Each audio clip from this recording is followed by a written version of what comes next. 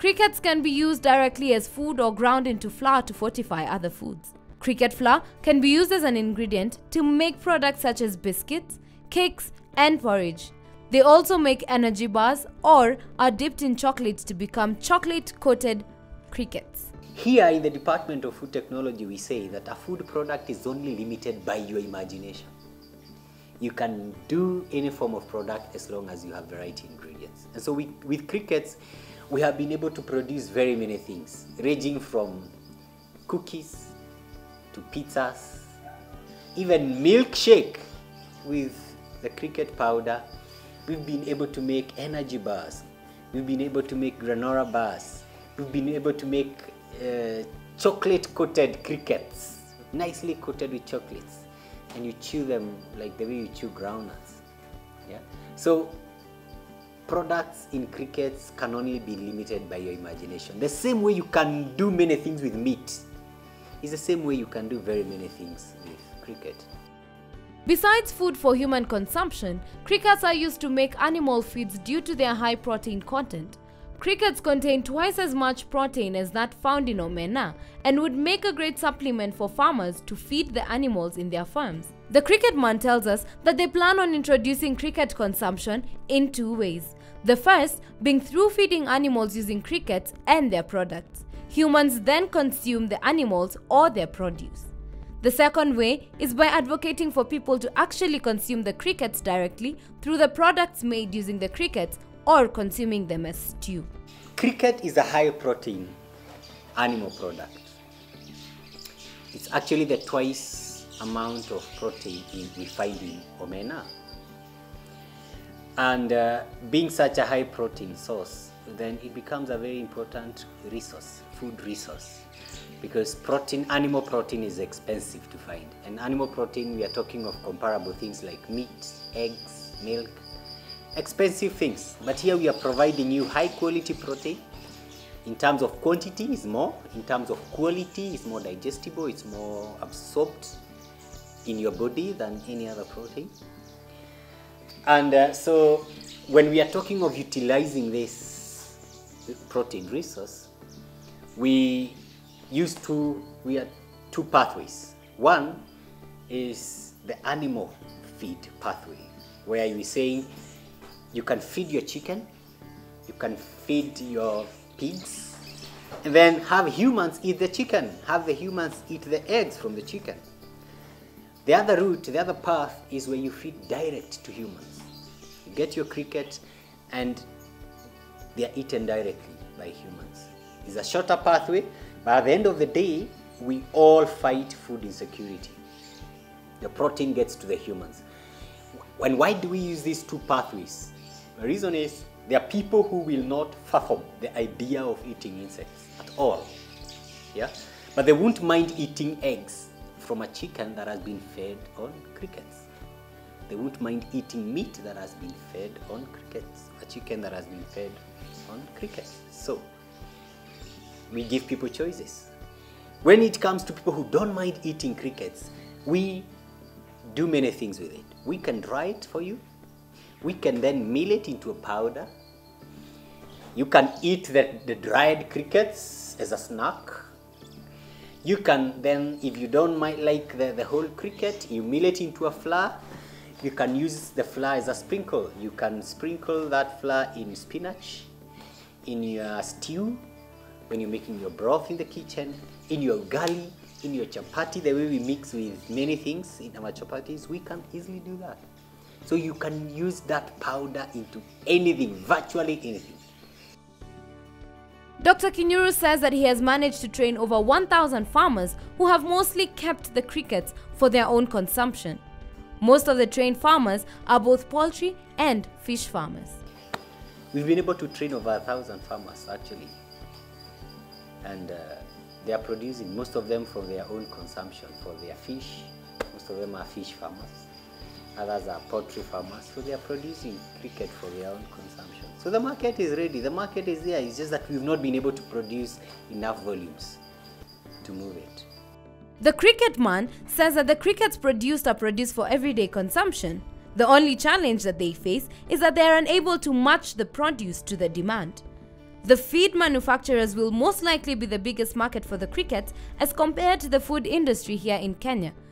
With omena being the main source of protein in the feed industry, overfishing and complexity of domestication of omena has led to feed manufacturers resorting to the use of non-conventional sources of protein like the crickets. Dr. Kinyuru's strategy that is being implemented so as to penetrate the feeds into the market is using the small agrovets to sell the crickets as supplements. That market is you and me. That's a ready market. We produce for any everyday consumption, which means that anybody, anytime, during their o'clock tea, they can have chocolate-coated crickets with tea. Anybody, when they are snacking in the office, instead of taking groundnuts, they can be taking crickets. Animal feed manufacturers, chicken feed manufacturers. In fact, to them, we have not been able to give them crickets because they've been always asking, we need tons and tons. Where are they? We did a survey some time back and we just sampled like about 50 small scale feed manufacturers within Nairobi, and we discovered they use over 50 tons of omena in a day. Suppose we just reduce or we replace only 10% of that with cricket, because that's what we are saying. We'll need 5 tons a day of crickets to feed just the 50 millers, small millers in Nairobi only. Yeah. The challenge has actually been producing enough to feed the animal feed market because they need a lot of numbers. However, our strategy to enter the animal feed market has been using the small agrovets, where we sell to them crickets powder, whole crickets or cricket powder, and then they sell the crickets as a supplement. Just like the way they sell sunflower cake, the way they sell omena, the way they sell those supplements. Kando, a kilo, 2 kilos, is the same way we want, or we are starting to move cricket among the animal feed, such that when you buy your animal feed, but then when you want to supplement, you go to an agrovet and buy a kilo of cricket, 2 kilos, 5 kilos, 10 kilos, etc. Cricket farming is quite profitable, and as Dr. Kinyuru tells us, producing a kilo of crickets costs less than 40 Kenya shillings and is then sold at 100 Kenya shillings in the market.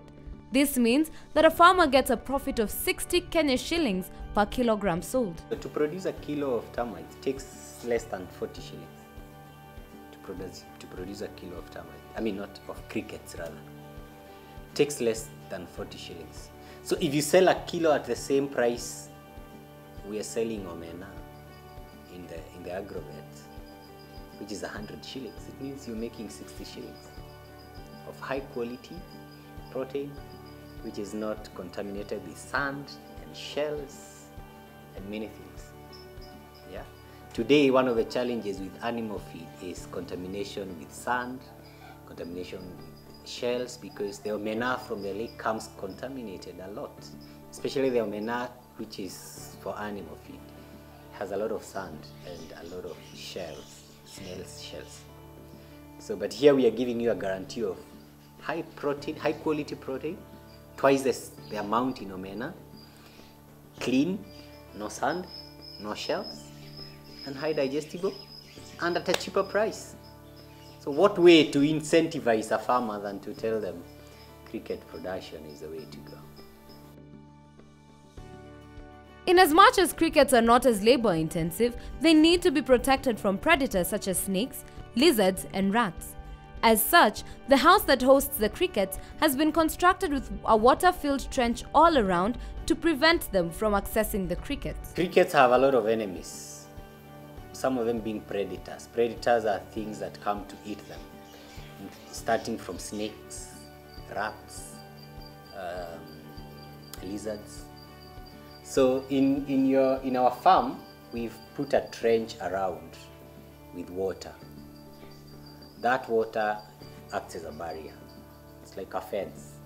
So rodents will not be able to cross, snails will not be able to cross, lizards, snakes, etc. So it's a barrier, it's a protective gear to keep them off, because you can a rat gets into these cages, it will eat a lot of insects in one night. Rats eat twice their weight in one night. So if you get a rat that is 200 grams here, you can imagine they'll eat 400 grams of crickets. So you're talking of 400 crickets in one night. So you must keep off predators as much as possible. Dr. Kinyuru highlights that cricket farming is not a walk in the park, but with patience, it can give good returns. He then adds that this is not a get-rich-quick scheme and should be treated with as much seriousness as any other farming business, failure to which a farmer could get frustrated if he does not achieve the expected results. The truth is, this business, to farm crickets needs patience, because some people think that when you start farming crickets, in 1 week you'll have a boom in your farm. There will be billions or millions of them. But it doesn't happen like that. It's not a get quick rich scheme. It's not a pyramid scheme. It takes hard work, it takes persistence, it takes perseverance, just like chicken farming, just like beef farming, just like any other animal farming. Yeah? So you find that some people give up when the eggs take a month to hatch instead of 2 weeks. Yeah. So you find some people saying it's not working or I give up. No, but those are normal challenges. Despite the various challenges that could face cricket farming, Dr. Kinyuru is certain that cricket farming is the next big thing as far as animal farming is concerned. He is confident that since most people are going back to the traditional foods, people will definitely go back to the traditional consumption of insects. I think cricket farming will be a big business 5-10 years from now. The reason why I'm convinced is because when I look at, I'll compare this with fish production and fish consumption. In my community where I grew up, 10 years ago, they were not fish eaters. But today, some of the fish eaten in Nairobi comes from Central region. My mother could not cook fish in our house. Today, she cooks fish. Previously, you cook fish with her sufuria, she'll throw it away after that. Today, she cooks fish in her house, she eats fish. Look at indigenous vegetables.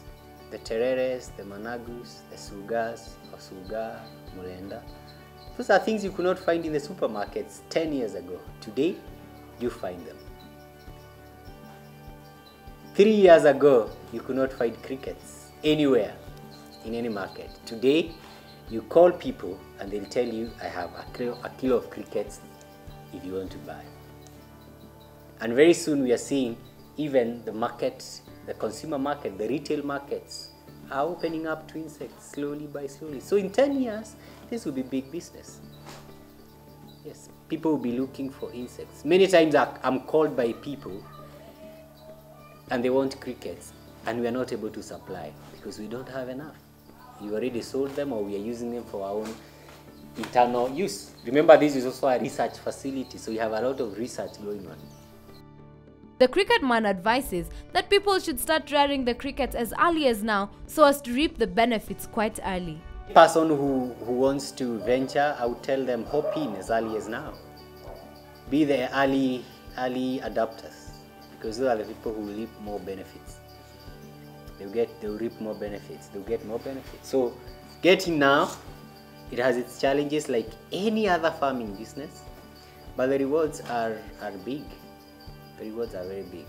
Along the value chain, starting from selling eggs to people, hatching eggs to people, selling crickets themselves to people, milling the crickets for food, using the cricket for animal feed. The value chain has a lot of points for people to come in, and one can hook in or lock in at any point.